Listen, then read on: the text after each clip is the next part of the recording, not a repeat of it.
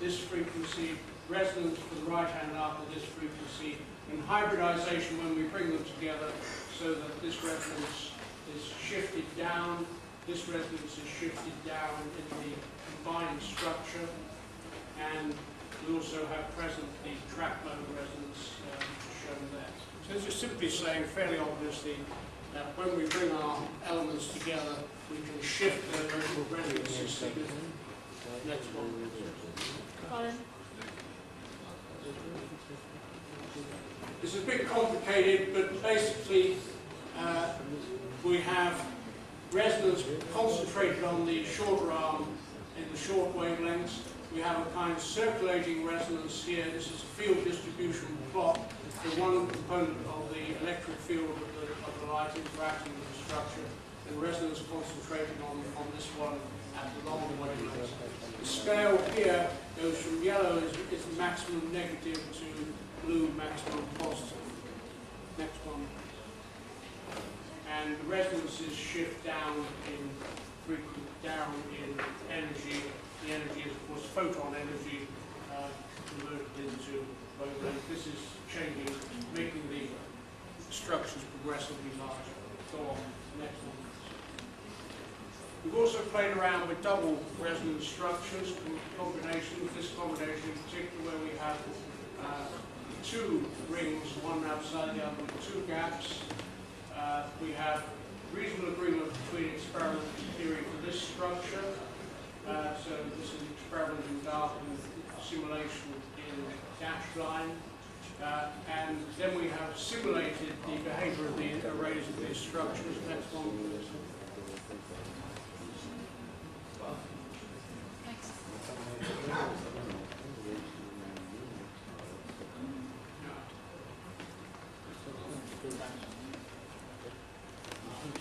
Sorry, yes, I deleted all those because there wasn't time. Right. Next one.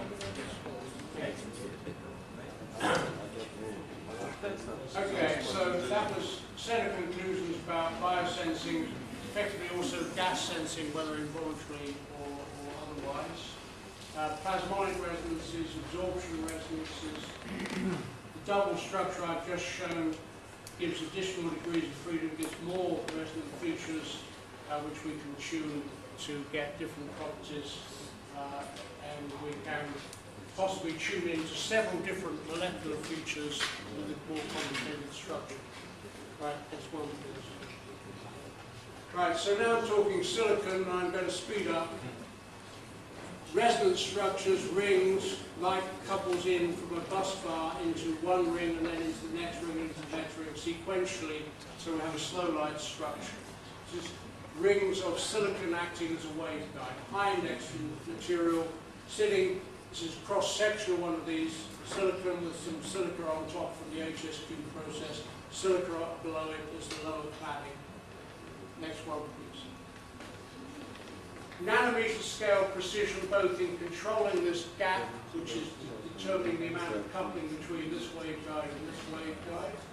Gaps like 150 nanometers. Smoothness required to get the performance we're looking for down to 1 nanometer.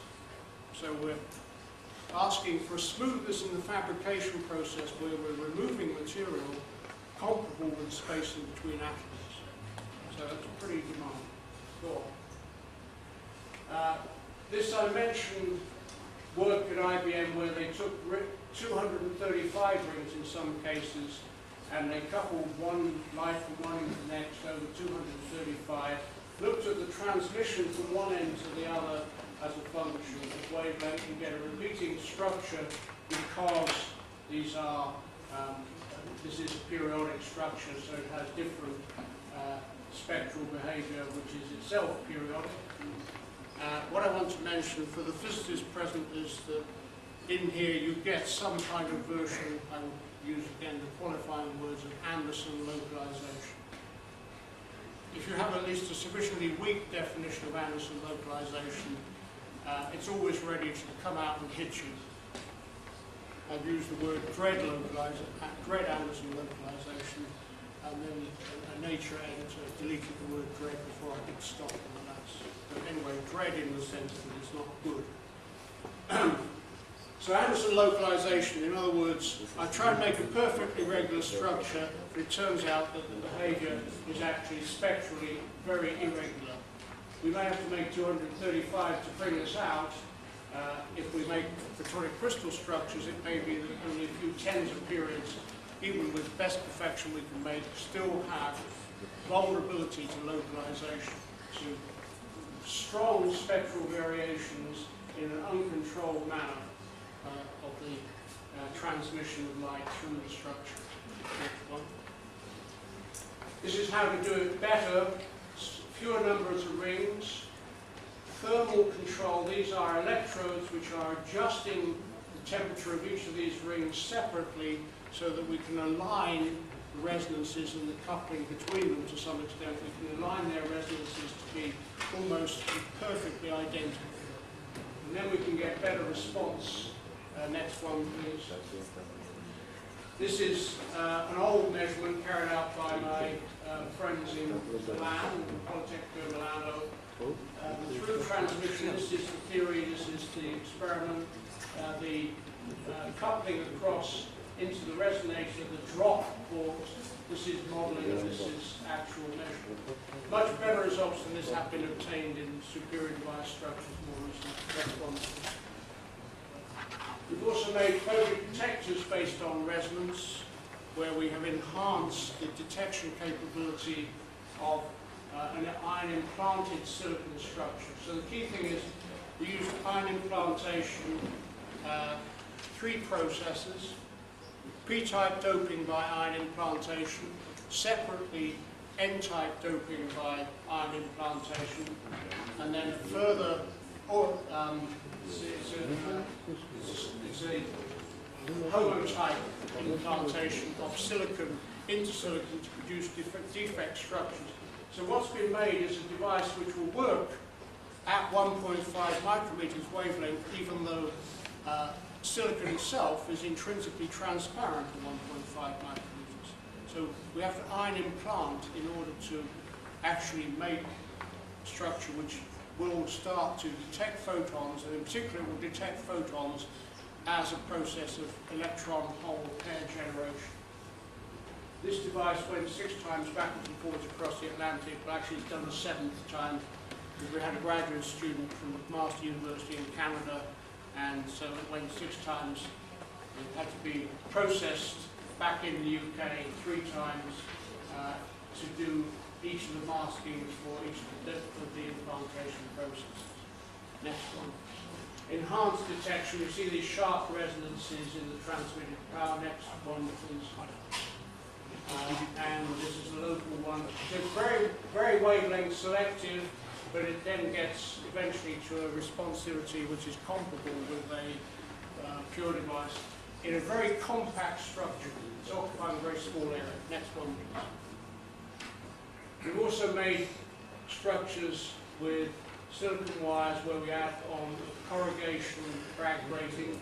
This is a strong grating, so you would expect high reflectivity for light coming in, being back reflected. It's a Bragg reflector. Next one.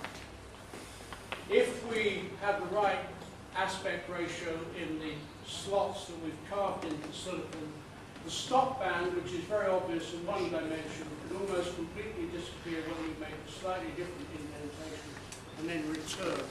This is so-called disappearing stop band behavior, and quite unexpected for us when we first saw it.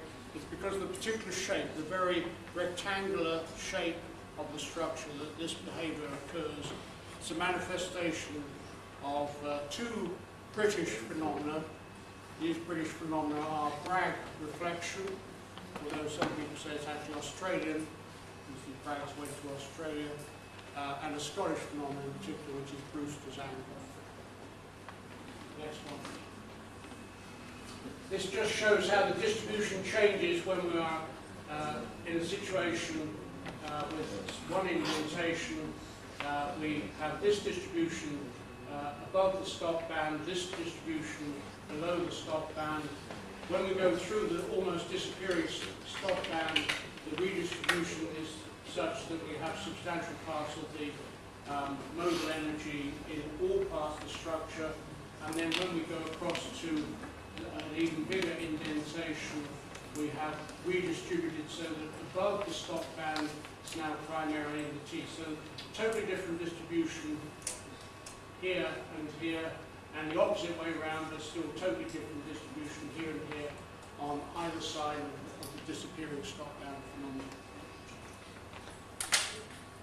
Thank you. Next one. This is potentially a sensing effect, that's why I mentioned it in part. It's another resonance structure. I'm going to move on. Next one, please. Don't worry about taking apart the right. So, quality resonance factors, resonance quality factors of above 150,000, just by taking a narrow wire of silicon and putting in holes of the right shape, the right size, in the right place. And the precision with which we have to do the patterning process in there is well sub 10 nanometers. The actual locations of the holes and their diameters has to be below 10 nanometers. Right, next one. Right, so there's a lot of things I haven't had time to mention. I'd like to mention just one piece of work by two papers by people in Polytechnic Malaya. Next one. And there are my conclusions, and I will actually not bother to read the conclusions out. I will leave those there for you to read if you wish. Well, thank you. Very interesting and comprehensive talk. Unfortunately, we have not much time for discussion, but we can allow ourselves a couple of questions. Yes, please. Ladies and gentlemen, your questions. Yeah. Richard, my question concerns the array of ring structure. Is it possible? What about the index properties for such structure? Is it possible to obtain negative? Oh yes. I'm not the best person to answer that question on this one. At infrared frequencies, I think one can make resonance structures which show negative properties. The exact shape of those, I wouldn't like to say I know what is, certainly I do not know what the best shape is. Combinations of shapes, perhaps the fishnet pattern, which is a crisscross array, so it's a continuous metallic structure, may be easier to get there. It is certainly easier if we go from a single layer to a multiple layer structure. So I think there's a lot of mileage, if this is an important objective, in making few multi-layer structures. There may be 2 layers of metal with one dielectric layer separated and then a pattern in that. So I don't think it has to be a very largely 3D structure. Yes, any more questions? Can you tell us, is it possible to trap atoms in your splitting resonators?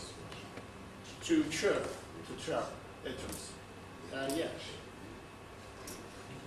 And, Because we just make them different sizes. Do you mean in nature, or chirping in nature is a bit harder? I think it could be done, you know, with real atoms. That would be an interesting challenge.